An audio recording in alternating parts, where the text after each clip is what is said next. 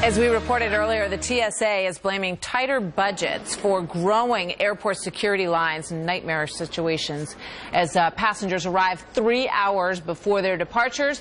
But instead of spending more money to try to figure out how to make these lines move faster, is the argument, the TSA has been spending millions, it turns out, on ad campaigns, public relations, and other items that are unrelated to the actual security issues at our airport. A new report finds $53,000 was spent on a public relations contract to monitor reports in the news media. Another company got $1.7 million for marketing services for TSA. Nearly $200,000 paid for new furniture at the Los Angeles airport. And nearly $15,000 was spent to install a digital virtual assistant at a small airport in Florida. Meanwhile, a 2015 Homeland Security report, which we covered here, showed that agents were able to smuggle in mock explosives and weapons past the TSA screeners 95% of the time. That was a 2015 test that they did not that long ago. So Elizabeth Harrington joins us now. She wrote this story for the Washington Free Beacon, and Tom Schatz is the president of Citizens Against Government Waste. Welcome to both of you. Elizabeth, Thanks. Let me start with you on this. We just outlined some of the expenditures that this report found and that you documented. How surprising was all this? Well, it's not really surprising. I cover lots of government waste, and really the first thing that when something goes wrong with the government, they always say, oh, well, we need more money. So that's what the TSA said. In this case, if you just take a look in the past month at what they've been spending money on, it was easy to find $2 million on stuff that is not related to security at all. And largely, it's spending to try to make their brand better. And if you look at $1.7 million to this company, Sage Communications, which has already received funding from the TSA. They were responsible for the pre-check advertisements, which TSA promised there were going to be 25 million Americans enroll in pre-check. Only 9 million Americans have enrolled in it.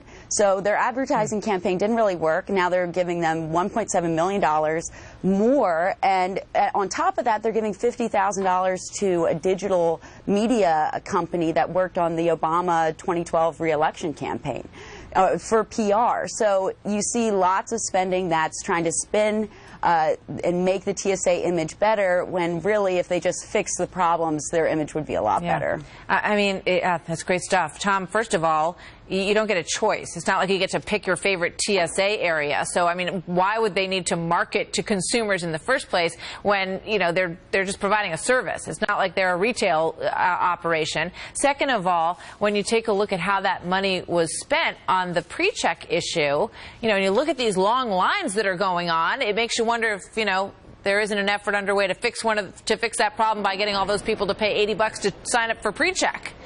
Well, if you're traveling not that often, you go once or twice a year, you don't really want to spend the $80 or $100 to sign up for pre-check. That's one point.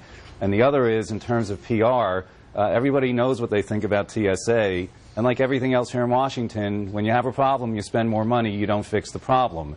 They don't need to spend this money on promoting their brand. And they do have a little bit of competition. They have a private screening partnership. 22 airports have opted to do this, kicked out the TSA, hired private contractors, including San Francisco, which is run efficiently, Kansas City, New York, Atlanta, Seattle, Phoenix, all looking at doing this. So they should be worried given their performance over the last couple of months. That's a great point. Elizabeth, how much heat, I guess, are they feeling that perhaps market forces will come to bear and that other airports will say, you know what, let's go our own way?